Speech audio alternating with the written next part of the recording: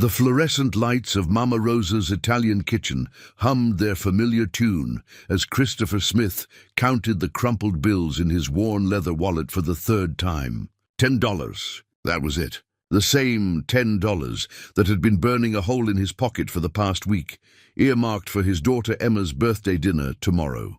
But as he watched the elderly woman at the corner table methodically tear her single dinner roll into smaller and smaller pieces, making it last, Christopher felt something twist in his chest. Preparing and narrating this type of story takes a lot of time and effort. If you like the story, please like the video and subscribe to the channel. If you want to watch every story of our channel, turn on the bell icon. "Daddy, look," Emma whispered, tugging at his sleeve with the gentle insistence of a 6-year-old who'd noticed something important.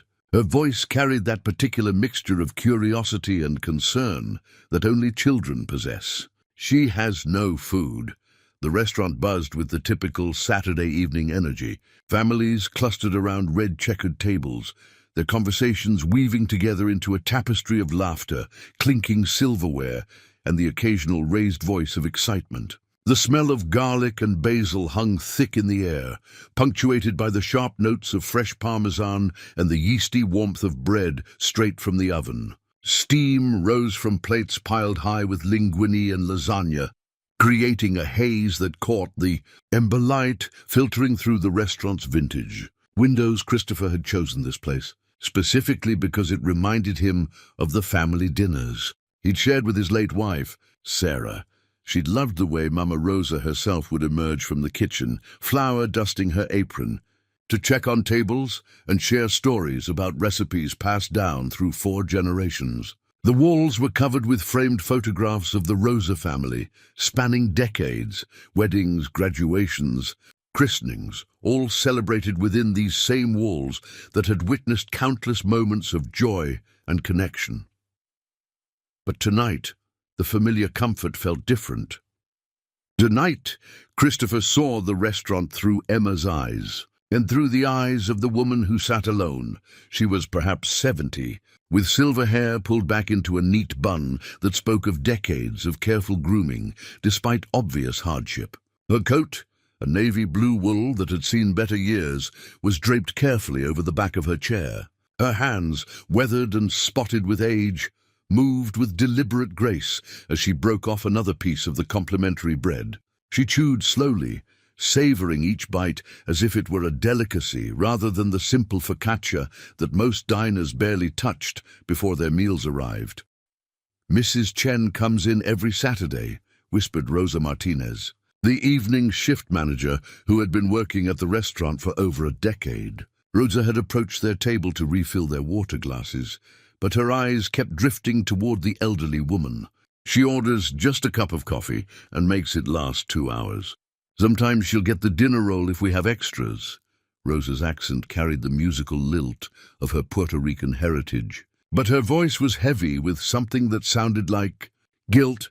Christopher's attention was pulled between his daughter's concerned face and the quiet dignity of Mrs. Chen. Emma had inherited her mother's empathy, that ability to notice, suffering even when others looked away. At 6 years old, she already possessed an emotional intelligence that sometimes left Christopher marveling at the depth of her heart. She'd been the one to comfort him during those first terrible months after Sarah's death, patting his back with tiny hands while he cried, offering him her favorite stuffed rabbit when words failed. "Why doesn't she order food, Daddy?" Emma asked, her voice barely above a whisper. She had learned, even at her young age, that some conversations required discretion. Before Christopher could answer, a commotion erupted near the kitchen. A young server, barely out of high school, with nervous energy radiating from every gesture, had approached Mrs. Chen's table with what appeared to be a full dinner plate. The rich aroma of chicken marsala wafted across the restaurant, and Christopher watched as Mrs. Chen's eyes widened with a mixture of hope and confusion. "I'm sorry, dear," Mrs. Chen said, her voice carrying the cultured tones of someone who had once moved in very different circles. "I didn't order this. There must be some mistake." The server, whose name tag read Marcus, glanced nervously toward the kitchen, where a large man in chef's whites was watching the interaction with intense focus. "The chef. He said it was on the house. That you looked hungry." The silence that followed was deafening. Every conversation in the nearby section had stopped. Christopher felt his chest tighten as he watched Mrs. Chen's composure begin to crack. Her hands trembled slightly as she placed them flat on the table, and for a moment he thought she might accept the kindness. But then her shoulders straightened, and she lifted her chin with a dignity that was both heartbreaking and inspiring. "That's very kind," she said softly. "But I can't accept charity." "Please take it back." The word charity hung in the air like a weight. Christopher saw Marcus's face flush red with embarrassment, and the chef, who had emerged from the kitchen, looked as if he'd been slapped. The good intentions had collided with pride, and everyone involved was drowning in the awkwardness of the moment. "But Mrs. Chen," Marcus tried again, his teenage voice cracking slightly, "it's really no trouble. We made too much tonight, and please." The firmness in her voice cut through any further protests. "Just the coffee." Christopher watched as Marcus reluctantly carried the steaming plate back to the kitchen, and he saw the way the chef's shoulders sagged with defeat. This was clearly not the first time this scenario had played out. Around the restaurant, conversations slowly resumed, but the energy had shifted. The carefreeness of the evening had been replaced by an uncomfortable awareness of the inequality that existed even within these warm, welcoming walls. Emma tugged at his sleeve again. "Daddy, why did she say no?" "I would have said yes if someone gave me chicken." The question pierced through Christopher's chest like an arrow. How do you explain pride to a 6-year-old? How do you make sense of a world where kindness can sometimes feel like humiliation, where the very act of needing help becomes a source of shame? "Sometimes, sweetheart," he said carefully, "grown-ups have complicated feelings about accepting help. It doesn't mean she doesn't need it or want it. It just means it's hard for her." Emma nodded solemnly, as if this explanation made perfect sense to her 6-year-old logic. But Christopher could see the wheels turning in her mind, processing this new information about the adult world and its strange rules. As they waited for their own meals to arrive, Emma had ordered spaghetti and meatballs, while Christopher had chosen the most inexpensive item on the menu, a simple Caesar salad. He found himself studying Mrs. Chen more carefully. Her purse, placed precisely beside her coffee cup, was well maintained but showed signs of age. The leather was worn thin at the edges, and the clasp had been polished so many times that the gold plating had worn through to reveal the base metal beneath. She sipped her coffee slowly, methodically, making each sip count. Between drinks, she would gaze out the window at the Saturday evening foot traffic. Young couples walked by hand in hand, families pushed strollers filled with sleepy children, and groups of friends laughed their way toward the movie theater down the block. Christopher wondered what she saw in those scenes, whether they brought her joy or made her loneliness more acute. Their server, a cheerful woman named Lisa, who had been at the restaurant almost as long as Rosa, approached with their plates. Emma's eyes lit up at the sight of her spaghetti, perfectly twirled and topped with 3 enormous meatballs. Christopher's salad looked fresh and generous, worth every penny of the $8 he was paying for it. "Enjoy your meal," Lisa said warmly, but Christopher noticed her eyes dart toward Mrs. Chen's table with the same concerned expression he'd seen on Rosa's face as Emma dove into her pasta with the enthusiasm only children can muster for their favorite foods. Christopher found himself calculating. His salad cost $8. Emma's spaghetti was $12. With tax and tip, they were looking at around $25, money he didn't really have to spare, but money he'd been saving for weeks to give Emma this special dinner. But Mrs. Chen's coffee cost $2.50. A basic pasta dish would be around $10, the exact amount he had left in his wallet. "Daddy, are you going to eat your salad?" Emma asked, tomato sauce decorating her cheek like war paint. Christopher realized he'd been staring at his plate without taking a single bite, lost in the moral calculus that was consuming his thoughts. Of course, sweetheart. Just thinking about something. About the lady? Emma's perceptiveness continued to amaze him. Yes, about the lady. Emma considered this while chewing thoughtfully on a particularly large meatball. After swallowing, she said, "Mommy used to say that when we have something and someone else doesn't, we should share." The mention of Sarah hit Christopher like a physical blow. Not because it hurt anymore, though it did, but because it was so perfectly, devastatingly accurate. Sarah had lived by that principle. She'd been the one to stop for every homeless person, to volunteer at the food bank every Thanksgiving, to teach Emma that kindness wasn't just about feeling sorry for people, but about taking action to help. She did say that, Christopher agreed, his voice thick with emotion. So maybe we should share with the lady. Out of the mouths of babes. Christopher looked down at his daughter, this incredible little person who had somehow maintained her capacity for empathy despite losing her mother, despite watching her father struggle to keep their small family afloat, despite all the adult worries that had crept into their household over the past 2 years. But that $10 in his wallet wasn't just money. It was Emma's birthday present. It was the small surprise he'd planned to spring on her tomorrow, a trip to the toy store to pick out something special, something just for her. It was his attempt to prove that even though their life had been turned upside down, even though they were barely making ends meet, he could still be the father she deserved. The internal war raged as he watched Mrs. Chen carefully count out exact change for her coffee. $2.50, plus a 50-cent tip that was probably more than she could afford, but which she left anyway, because that was the kind of person she was. Christopher made a decision.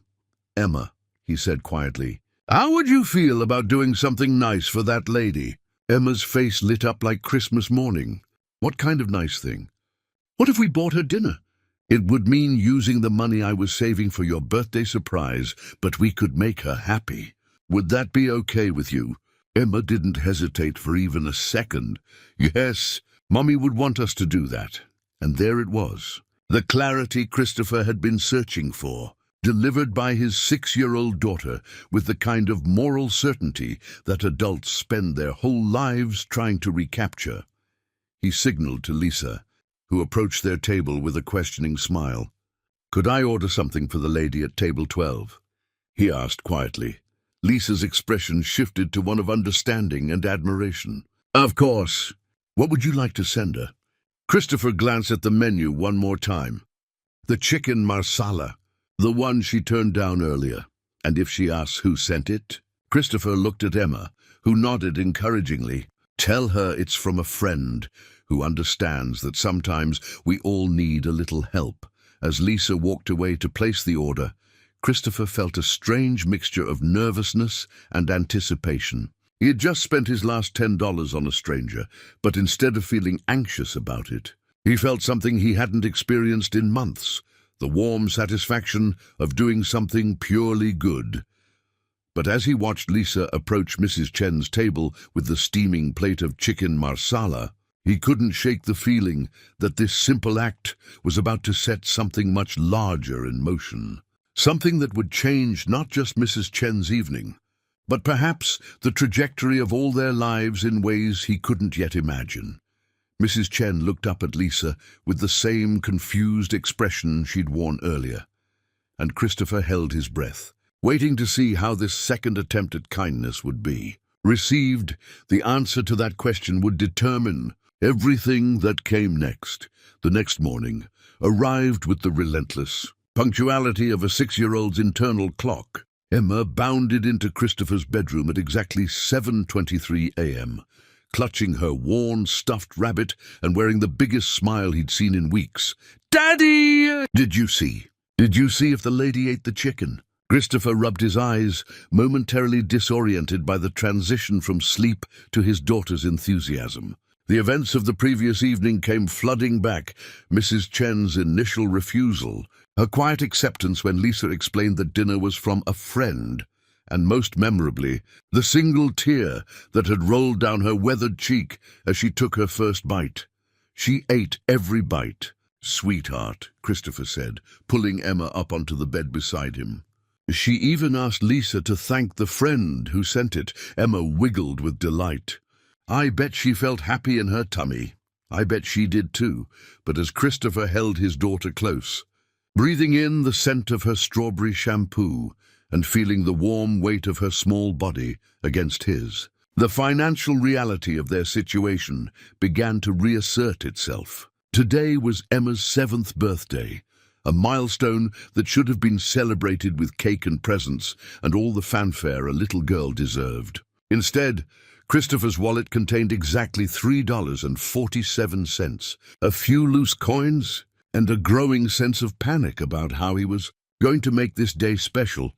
The apartment around them told the story of their reduced circumstances in ways that Christopher hoped Emma was still too young to fully understand. The living room furniture consisted of a second-hand couch that Sarah had reupholstered with cheerful yellow fabric during her final summer, a coffee table that Christopher had built himself from reclaimed wood, and a small television that worked perfectly as long as you didn't mind adjusting the antenna every 20 minutes. The walls were covered with Emma's artwork, drawings of families and flowers and houses with impossibly green grass, creating a gallery of childhood that masked the bare spots where paintings used to hang before Christopher had sold them to pay the electric bill, their breakfast.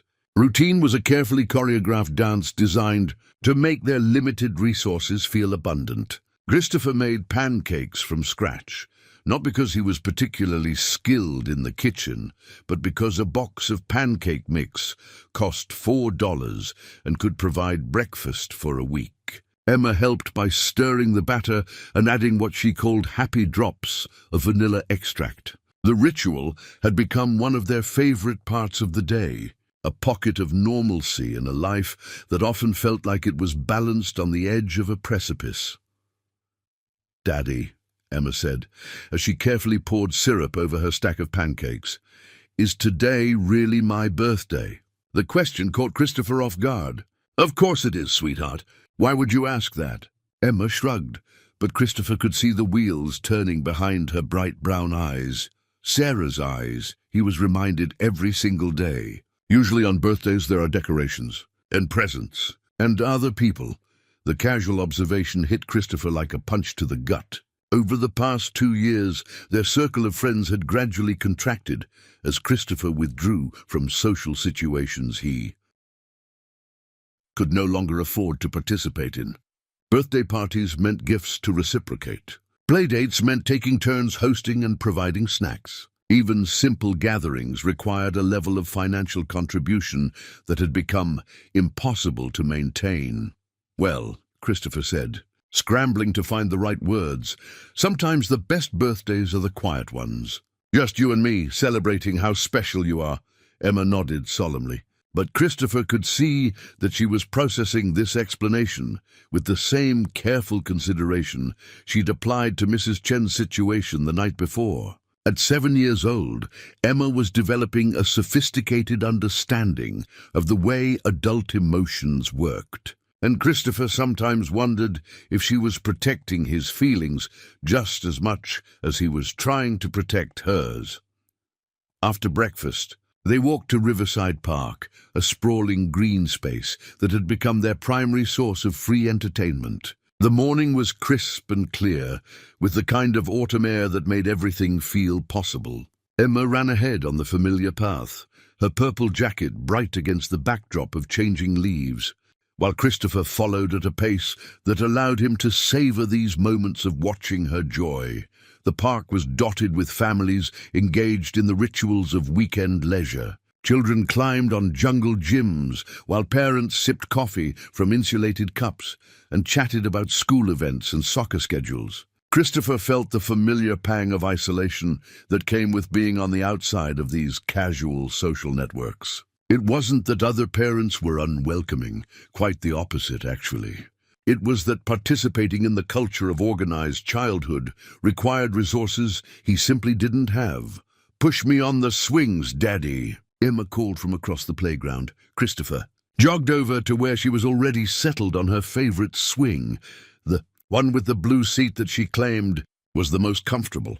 As he began to push her, sending her soaring into the crisp morning air, Emma's laughter filled the space around them. This, Christopher thought, was what happiness sounded like. Pure, uncomplicated, immediate, higher, Emma shouted, her voice carried away by the wind.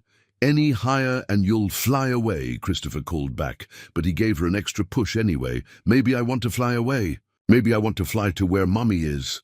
The comment stopped Christopher mid-push. Emma often mentioned Sarah in casual, matter-of-fact ways that caught him completely off guard. While Christopher had spent the better part of 2 years learning to navigate his grief, Emma seemed to carry her memories of her mother like a favorite sweater, something that brought comfort rather than pain. "What would you tell Mommy if you could fly to see her?" Christopher asked gently. Emma was quiet for a moment, the swing carrying her back and forth in a gradually decreasing arc. "I would tell her about the lady at the restaurant, and about how we helped her even though it was my birthday money. I think Mommy would be proud." Christopher felt his throat close up with emotion. "I think she would be too, sweetheart. And I would tell her that you're doing a good job being my daddy, even when you look sad." This time Christopher had to turn away to compose himself. The matter-of-fact way Emma delivered these observations, as if she were commenting on the weather rather than demonstrating an emotional intelligence that rivaled most adults, never failed to humble him. They spent the rest of the morning exploring the park's hiking trails, collecting interesting leaves and rocks that Emma declared were treasures. She had inherited Sarah's eye for beauty in small things, and her pockets were soon bulging with acorns and colorful maple leaves that she planned to use for a special project she wouldn't describe. As they walked, Christopher found himself thinking about the choices that had led them to this point. 2 years ago, he'd been a successful marketing coordinator for a mid-sized technology company. He'd had health insurance, a reliable salary, and enough disposable income to take vacations and eat at restaurants without calculating the cost of every appetizer. Sarah had been a freelance graphic designer, building a client base that allowed her to work from home while being present for Emma's early childhood. Then Sarah got sick. The cancer diagnosis had arrived on a Tuesday in March, delivered by an oncologist who spoke in measured, clinical terms about treatment options and survival rates. Christopher remembered thinking, with the kind of naive optimism that tragedy hadn't yet taught him to abandon, that they would fight this thing and win. That love and determination and access to good medical care would be enough. He'd been wrong about so many things.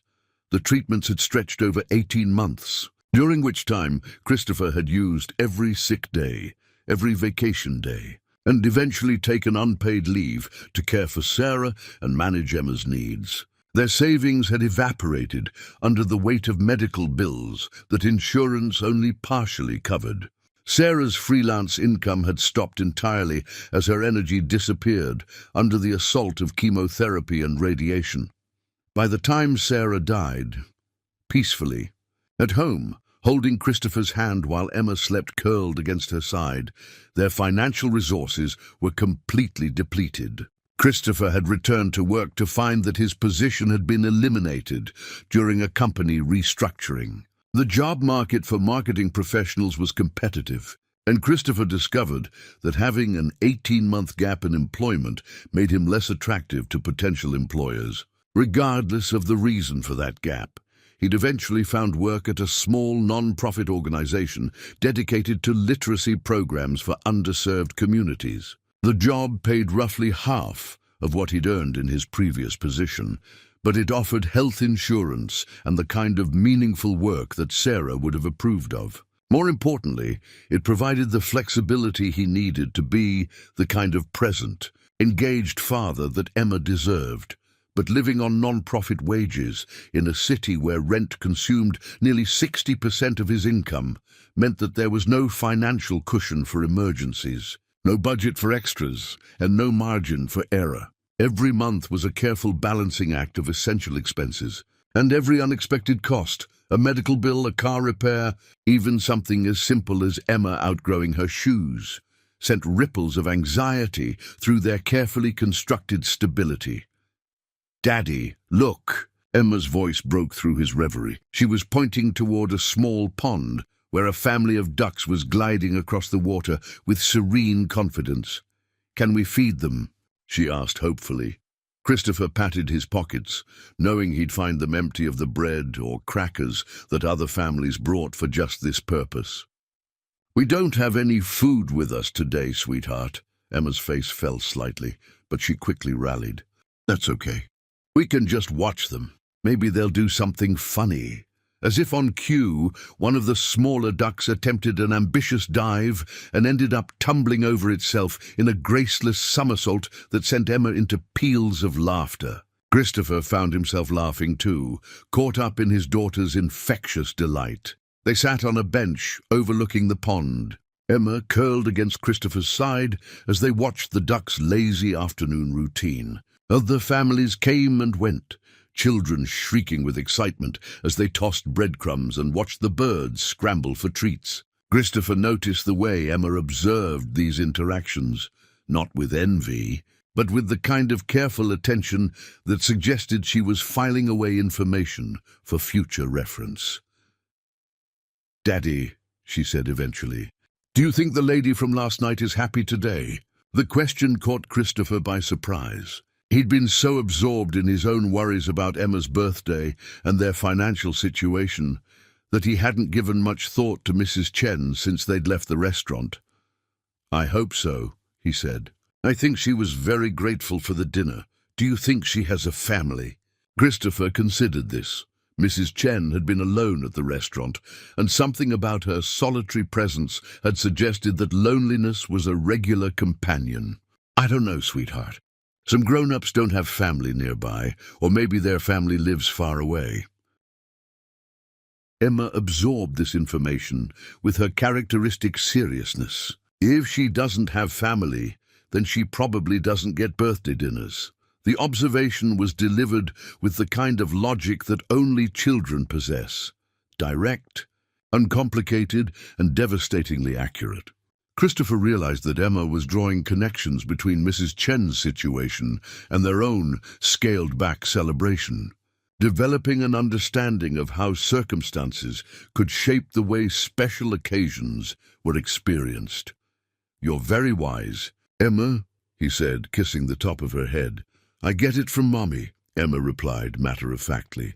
"And from you, but mostly from Mommy, because she was the smartest person in the whole world."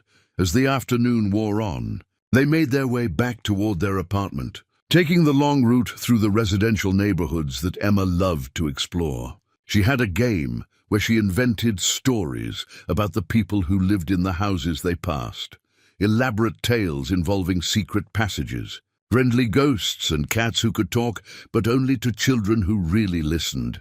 "That one," she said, pointing to a modest colonial with a well-tended garden, "belongs to a lady who grows flowers that can cure sadness. But she only gives them to people who really need them." "How does she know who really needs them?" Christopher asked, playing along.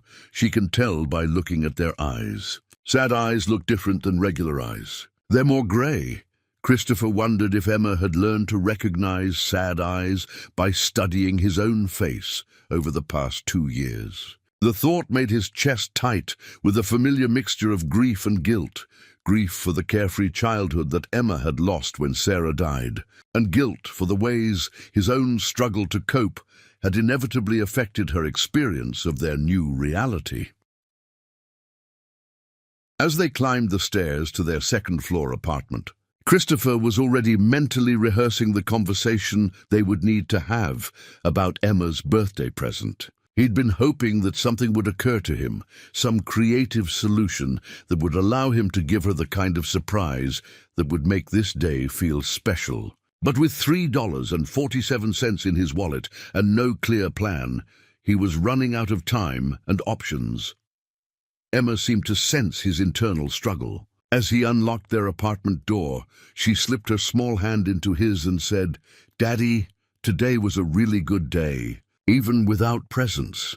The comment was clearly intended to make him feel better, and Christopher was struck by how often their roles seemed to reverse, how frequently Emma ended up being the one offering comfort and reassurance. At 7 years old, she was already developing the kind of emotional intelligence that would serve her well throughout her life. But Christopher sometimes worried about the cost of that early wisdom.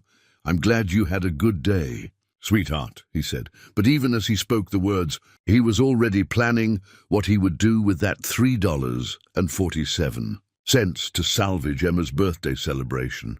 What he didn't know was that their simple act of kindness the night before had already set in motion a chain of events that would transform not just Emma's birthday, but the entire trajectory of their lives in ways that neither of them could have imagined.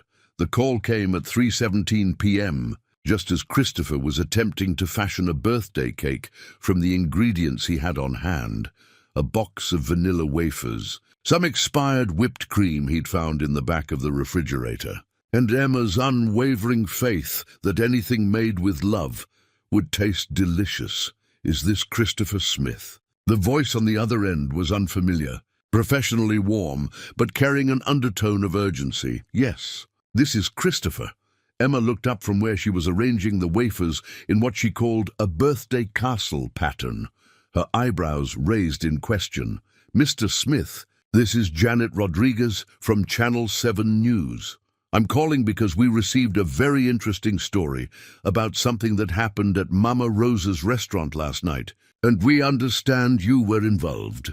Christopher's stomach dropped. His mind immediately began racing through worst-case scenarios. Had they somehow violated the restaurant's policy? Had Mrs. Chen been offended by their gesture and complained? Had he inadvertently created some kind of problem for the staff who had helped facilitate the dinner?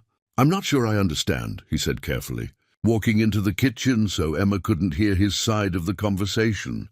"According to the restaurant manager, Rosa Martinez, you purchased dinner for an elderly woman who comes in regularly but can only afford coffee." Apparently this woman, Mrs. Chen, was so moved by the gesture that she shared the story with several other customers. "Word has been spreading through the community all day." Christopher felt a flutter of anxiety mixed with confusion. "I don't understand why this would be newsworthy." Janet's voice warmed perceptibly. "Mr. Smith, in a world where we're constantly reporting on division and conflict, a story about genuine human kindness, especially one involving a parent teaching their child about compassion, is exactly the kind of news our viewers need to hear. Would you be willing to speak with us about what motivated you to help Mrs. Chen?" Before Christopher could respond, there was a knock at his apartment door. 3 firm raps that seemed to echo through their small living space. Emma jumped up from her wafer castle construction, her face bright with curiosity. "Someone's here," she announced, as if visitors were the most exciting development imaginable. "I'm sorry," Christopher said into the phone. "I have someone at my door. Can I call you back? Actually, that might be our camera crew. We were hoping to surprise you for a positive feature story. Would you mind if we came in for just a few minutes?" Christopher felt the world tilt slightly off its axis. "Camera crew? Feature story?" He looked around their modest apartment with new eyes, suddenly aware of the threadbare couch, the stack of unpaid bills on the counter, the birthday cake made from vanilla wafers and expired whipped cream. This really isn't a good time," he began, but Emma had already run to the door and was peering through the peephole. "Daddy, there are people with cameras," she called out with undisguised excitement. "Please, Mr. Smith," Janet continued. "This will only take a few minutes, and I promise we'll be respectful. Our viewers need to see that there are still good people in the world doing good things." Against his better judgment, Christopher found himself agreeing. Perhaps it was Emma's obvious excitement, or maybe it was the journalist's assurance that this was a positive story.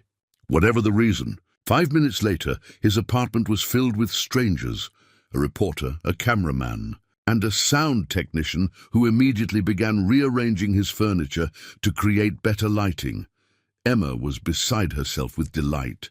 She had changed into her favorite dress a purple sundress that Sarah had bought her the summer before she died, and was explaining to anyone who would listen about the birthday castle she was building, and how sometimes grown-ups had complicated feelings about accepting help. "So tell me, Christopher," Janet said once the cameras were rolling, "what made you decide to spend your last $10 on a stranger's dinner?" The question hit Christopher like a physical blow. Somehow, in the space of a phone call, his private act of kindness had been transformed into public content, and details about his financial situation were being broadcast to strangers. He glanced at Emma, who was watching the interview with fascination, apparently unaware that their personal circumstances were being discussed on camera. "It wasn't really a big decision," Christopher said uncomfortably. "My daughter noticed that Mrs. Chen was hungry, and we just wanted to help. But this was money you'd saved for Emma's birthday present, correct?" Janet pressed, her reporter's instincts zeroing in on the emotional core of the story. Christopher felt trapped. The truth was complicated and personal, but lying on camera felt equally wrong. "Sometimes helping others is more important than other things," he said finally. "And Emma, how do you feel about your daddy spending your birthday money to help someone else?" Emma stepped forward with the confidence of someone who had just discovered she enjoyed being the center of attention. "My mommy always said we should share when other people don't have enough." And the lady looked hungry in her eyes, hungry in her eyes. Janet repeated, clearly charmed by Emma's phrasing.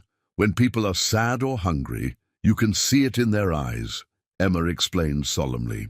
"They look more grey." As the interview continued, Christopher began to understand the shape of what was happening. This wasn't just a feel-good story about random kindness. It was a narrative about sacrifice, about a single father choosing compassion over his own child's birthday celebration. The story was emotionally powerful precisely because of the cost involved.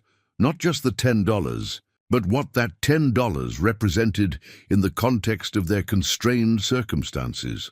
By the time the news crew left, Christopher felt emotionally drained and slightly manipulated. What had started as a private moment between him, Emma, and Mrs. Chen had been transformed into public property, repackaged for consumption by television viewers who would feel good about the world for a few minutes before moving on to the next story. But Emma was glowing with excitement. "Daddy, we're going to be on TV. Can we tell Grandma and Grandpa?" Christopher's parents lived in Arizona and had been encouraging him to move closer ever since Sarah died. They meant well, but they didn't understand the complex web of commitments that kept him and Emma in their current city.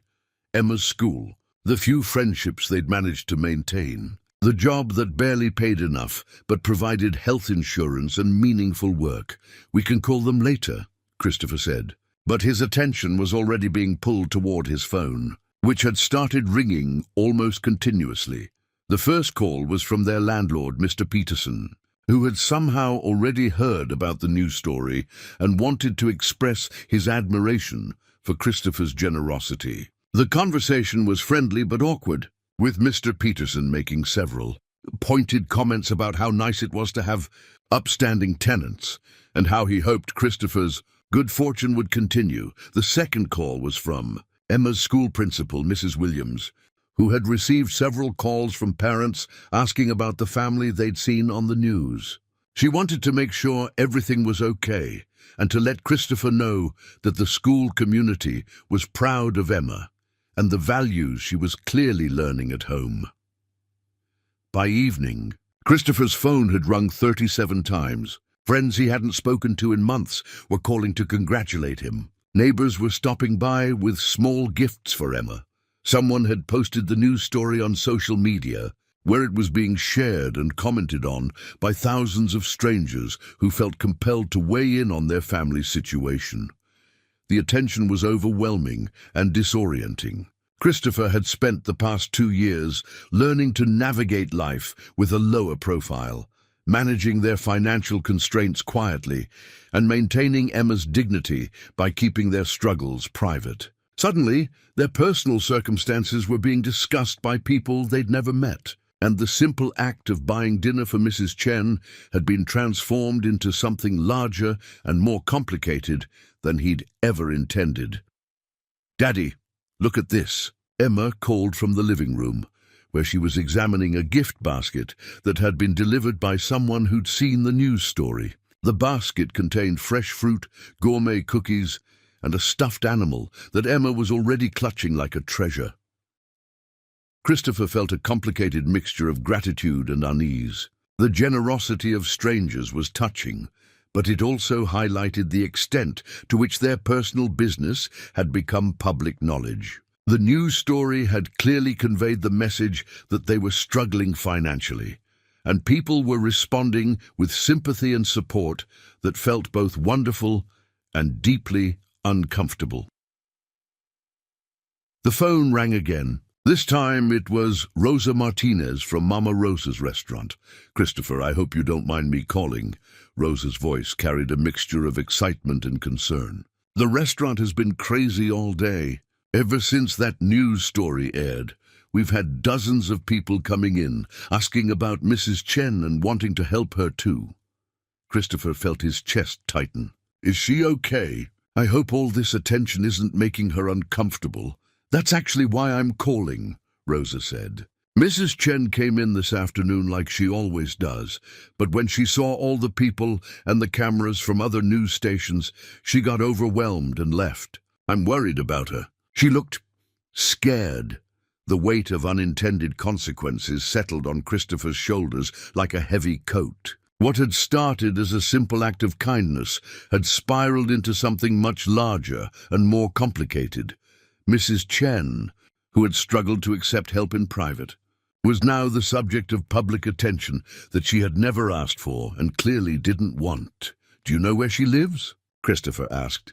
"No, but I know she takes the number 42 bus. I've seen her at the stop on Cedar Street." After hanging up with Rosa, Christopher made a decision that surprised even himself. "Emma, sweetheart, would you like to go on an adventure?" Emma looked up from the gift basket with bright eyes. "What kind of adventure?" "We're going to find Mrs. Chen and make sure she's okay." The bus stop on Cedar Street was a small covered shelter surrounded by a neighborhood that had seen better decades. The buildings were older, the sidewalks more cracked, but there was a sense of community here that reminded Christopher of the area where he'd grown up. Children played on stoops while adults sat in lawn chairs, talking and watching the rhythm of evening life unfold. They waited for nearly an hour, Emma entertaining herself by counting different colored cars, while Christopher wrestled with his growing anxiety about the situation he'd inadvertently created. Just as he was beginning to think they'd missed her, Mrs. Chen appeared around the corner, walking slowly with the careful gait of someone who had learned not to trust her balance completely. "There she is," Emma whispered, as if they were wildlife observers who might scare away a rare bird. Christopher approached carefully, not wanting to startle her. "Mrs. Chen, I'm Christopher Smith. This is my daughter Emma. We were at the restaurant last night." Mrs. Chen looked up with recognition, but her expression was guarded. "Oh, you're the ones who... Thank you for the dinner. It was very kind. We heard that things got a little overwhelming at the restaurant today," Christopher said gently. "We wanted to make sure you were okay." For a moment, Mrs. Chen's composed facade cracked slightly. "I don't understand why people want to make such a fuss. It was just dinner." Emma stepped forward with the fearless directness that only children possess. "Sometimes, when people see something nice, they want to be part of it too. Like when one person starts clapping, and then everyone starts clapping." Mrs. Chen looked down at Emma with something that might have been a smile. "You're very wise for such a young lady." "I get it from my mommy, but she's in heaven now, so I have to share the wisdom with other people." The simple honesty of Emma's explanation seemed to break through Mrs. Chen's reserve. Her shoulders relaxed slightly, and she sat down on the bus stop bench with a sigh that contained years of accumulated weariness. "I used to have a little girl who was about your age," she said quietly. "That was a very long time ago." Christopher felt the air around them shift as Mrs. Chen opened a door to her own story. He sat down beside her with Emma settling between them and waited to see if she would continue. Her name was Lily. She would be 53 now. If Mrs. Chen's voice trailed off, but the unfinished sentence hung in the air with the weight of profound loss. What happened to Lily? Emma asked, with the gentle curiosity of someone too young to understand that some questions were supposed to remain unasked. Mrs. Chen was quiet for so long that Christopher thought she might not answer. But then she began to speak, her voice carrying the careful cadence of someone telling a story that had been held inside for too long. My husband and I came to this country when Lily was 5 years old. We had nothing, no money, no connections, barely any English. But we had big dreams for our daughter. We worked multiple jobs, saved every penny, lived in a tiny apartment so we could afford to send her to good schools. She paused, watching a bus approach and pass without stopping. Lily was brilliant. Straight A's, scholarship to the state university, acceptance to medical school. She was going to be a doctor. She was going to help people and make us proud and have the kind of life we'd never been able to give her. Emma was listening with the intense focus she usually reserved for her favorite bedtime stories, clearly understanding that this was something important even if she couldn't grasp all the details. But during her second year of medical school, she got sick, leukemia. The treatments were expensive, and our insurance, Mrs. Chen's voice caught. We spent everything. Our savings, our retirement, we mortgaged the house. Nothing mattered except helping our daughter get better. Christopher felt a familiar chill of recognition. The financial devastation of serious illness was something he understood intimately. She fought for 3 years, Mrs. Chen continued. 3 years of hospitals and treatments and hope and despair. And then she died anyway, 28 years old, and all those dreams just gone. The bus stop fell silent, except for the distant sounds of traffic and children playing. Emma reached over and took Mrs. Chen's hand, holding it with the same gentle certainty she'd shown when comforting Christopher during his worst moments of grief. My husband died 2 years later. I think his heart was just broken beyond repair. The medical bills and the mortgage had taken everything, so I lost the house too. I've been living in a studio apartment above the laundromat on 5th Street ever since. Christopher felt overwhelmed by the magnitude of Mrs. Chen's losses. Daughter, husband, home, financial security, all swept away by circumstances beyond her control. It put his own struggles into a different perspective, while simultaneously making him feel a deeper kinship with this woman who understood what it meant to have life upended by tragedy. That's why I come to the restaurant, Mrs. Chen said. It reminds me of the family dinners we used to have when Lily was small, before everything fell apart. I can sit there and remember what it felt like to belong somewhere. Emma was processing this information with her characteristic seriousness. So you're alone like Daddy and me, after our mommy went to heaven? Mrs. Chen looked at Emma with new understanding. Yes, sweetheart. I'm alone like you and your daddy. But we're not really alone, Emma said thoughtfully, because we have each other. And now we have you too, if you want. The simple offer, delivered with Emma's uncomplicated sincerity, seemed to surprise Mrs. Chen. She looked at Christopher as if seeking confirmation that this invitation was genuine. Emma's right, Christopher said. Being alone is hard, but being alone together is, well, it's better. Over the next 2 hours, sitting at that bus stop as the sun set and the streetlights began to flicker on, the three of them shared stories and silence in equal measure. Mrs. Chen told them about Lily's love of science fiction novels and her terrible singing voice that she inherited from her father. Christopher talked about Sarah's graphic design work and her ability to find beauty in the most ordinary moments. Emma shared her theory that people who died became stars, which was why the sky was so bright on clear nights. By the time Mrs. Chen's bus arrived, they had made plans to meet for breakfast the following Saturday, not at the restaurant, but at the small diner near the park where Emma liked to feed the ducks. It would be their own private gathering, away from the cameras and the well-meaning strangers who had turned their simple act of kindness into a public spectacle. As they walked home, Emma skipping ahead while humming a song she'd learned at school, Christopher felt something shift in his understanding of their situation. The financial struggles were still real, the loneliness was still difficult, but the sense of isolation that had defined the past 2 years was beginning to lift. "Daddy," Emma said as they climbed the stairs to their apartment, "I think Mrs. Chen was lonely in her heart, not just hungry in her stomach once again." His daughter's emotional intelligence left Christopher marveling at the depth of her understanding. "I think you're right, sweetheart. So when we helped her, we helped both parts. That's why it was extra good." The next morning brought fresh complications. Christopher woke to find several news vans parked outside their apartment building and a reporter knocking persistently on their door. The story of the father who spent his last $10 on a stranger's dinner had been picked up by national media, and suddenly their quiet life was under scrutiny from journalists who wanted to explore the human interest angle of poverty and kindness in America.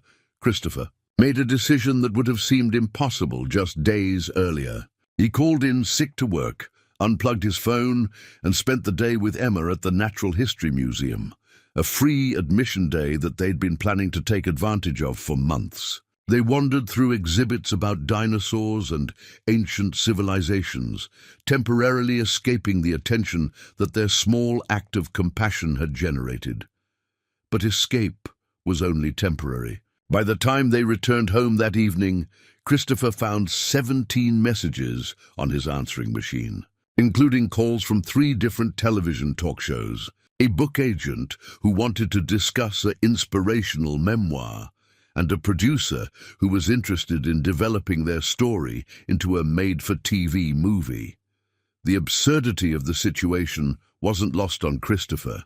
24 hours earlier, he'd been worried about affording Emma's birthday present. Now strangers wanted to turn their lives into entertainment. The one message that mattered came from Rosa Martinez at the restaurant. "Christopher, I have some news about Mrs. Chen that I think you'll want to hear. Please call me as soon as you can." When Christopher returned Rosa's call, her voice carried an excitement that was impossible to miss. "You're not going to believe what happened today. Mrs. Chen came into the restaurant this morning, and she had something to tell me." Christopher waited, his heart rate inexplicably accelerating. "Apparently, all this attention your story generated has had an unexpected effect. Someone who saw the news story recognized Mrs. Chen's name from years ago. It turns out her daughter Lily had helped this person's family during her medical school clinical rotations, and they never forgot her kindness." Christopher felt goosebumps rise on his arms. This family has been looking for a way to honor Lily's memory for 20 years. They want to establish a scholarship fund in her name, and they want Mrs. Chen to help them administer it. They're offering her a part-time position that would give her enough income to move to a better apartment and have some financial security. The news hit Christopher like a physical blow, not of pain, but of overwhelming relief and joy. The complicated chain of events that had started with Emma's observation and his $10 decision had led to something miraculous. "There's more," Rosa continued. "The restaurant owner's family has decided they want Mrs. Chen to become our official community liaison. They want her to help identify other customers who might need help and to coordinate with local social services. It's a paid position, and it comes with benefits." Christopher had to sit down. The magnitude of the change from Mrs. Chen's lonely Saturday coffee routine to meaningful work that honored her daughter's memory felt almost too large to comprehend. "How is she handling all this?" he asked. "She cried," Rosa said simply. "Happy tears, but a lot of them. She asked me to tell you that your daughter was right. Sometimes, when people see something nice, they do want to be part of it. And sometimes that creates miracles." That Saturday, Christopher and Emma met Mrs. Chen at the diner as planned. But instead of the quiet, somewhat fragile woman they'd encountered at the bus stop, they found someone who seemed to have rediscovered a sense of purpose.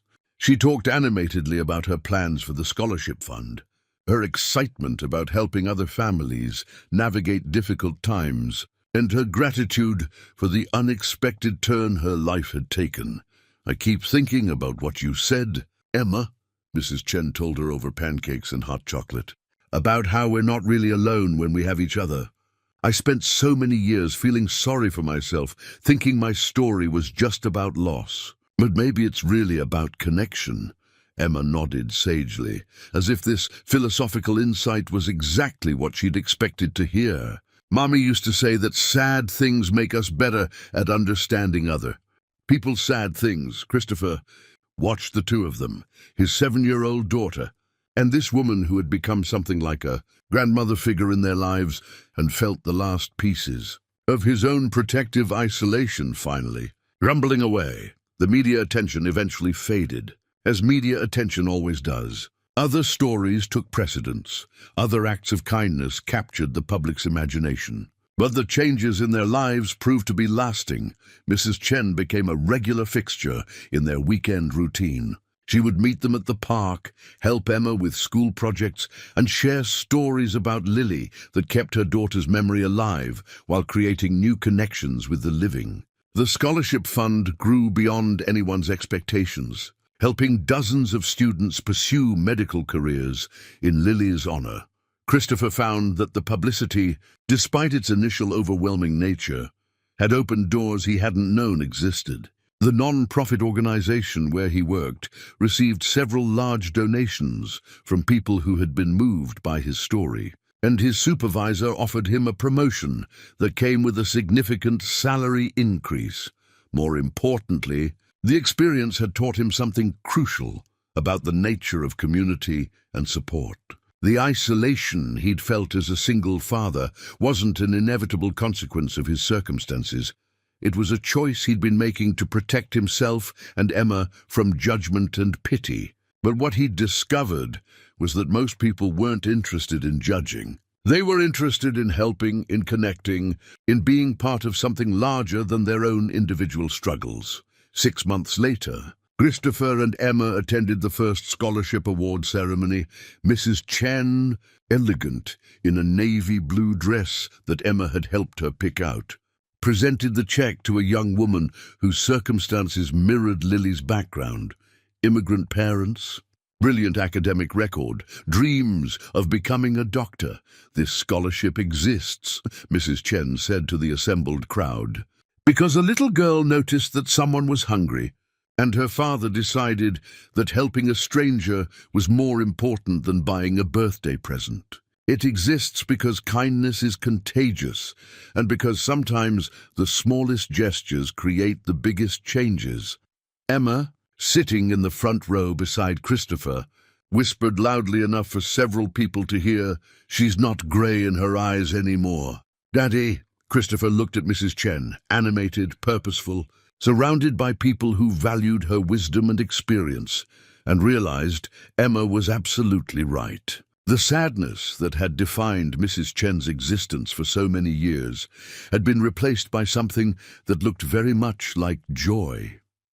As they walked home that evening, Emma skipping between Christopher and Mrs. Chen, like a bridge connecting their separate stories into something larger, Christopher reflected on the unexpected trajectory their lives had taken. A year ago, he'd been consumed with worry about their financial security, their social isolation, their ability to build a meaningful life from the ruins of their previous existence. Now, while the practical challenges remained real, they felt manageable within the context of the community they discovered and helped create. Emma had gained not just a surrogate grandmother in Mrs. Chen, but also a deeper understanding of how individual actions could ripple outward to create positive change in ways that were impossible to predict. The story that had started with $10 and a little girl's empathy had become something much larger, a testament to the power of noticing, of caring, of choosing connection over self-protection. It had taught all of them that the most important gifts are often the ones we give to others. and that sometimes losing what we think we need leads us to discover what we actually need. That night, as Christopher tucked Emma into bed, she asked the question that had become part of their evening routine. What was the best part of today?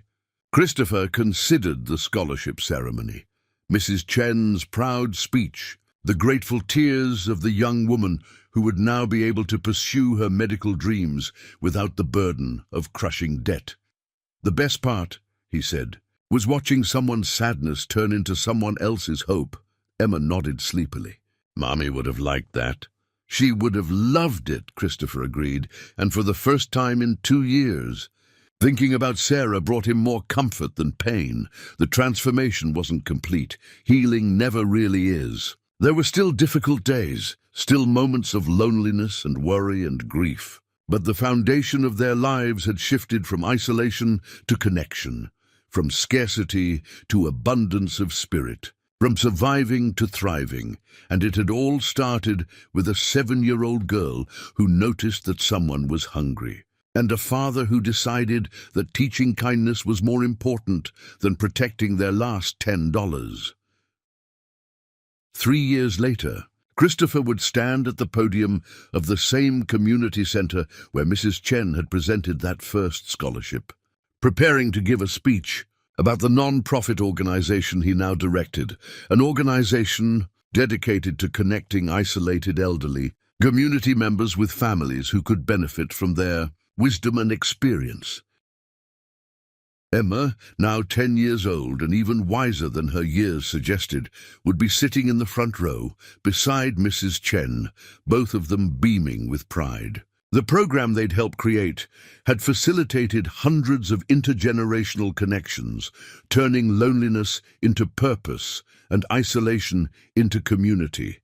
But that was still in the future. On this particular evening, as Christopher turned off Emma's bedroom light and checked on the casserole that Mrs. Chen had brought over for their dinner, all he knew was that they were no longer alone. They were part of something larger, something that had grown from the simple recognition that we all need each other, and that sometimes the most powerful thing we can do is notice when someone else is in need.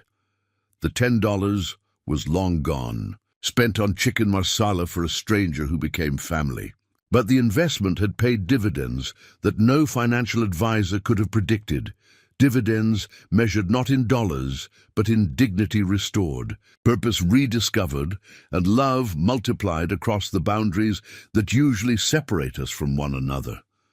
As Christopher settled into bed that night, he could hear Emma and Mrs. Chen laughing together in the living room, working on a puzzle that depicted a garden full of flowers in impossible colors. The sound of their connection, their joy, their mutual care, was better than any birthday present he could have imagined, and somewhere in heaven, he knew Sarah was smiling at the family they'd created from loss, the community they'd built from kindness, and the love they'd discovered in the simple act of sharing what little they had with someone who had even less.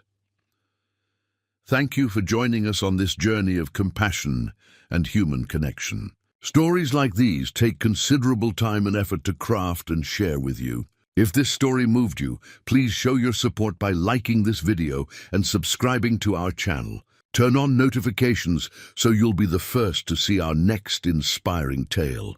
The story that began with "Daddy, she has no food" had become something beautiful, a testament to the truth that we are never as powerless as we think, never as alone as we feel, and never too poor to make a difference in someone else's life.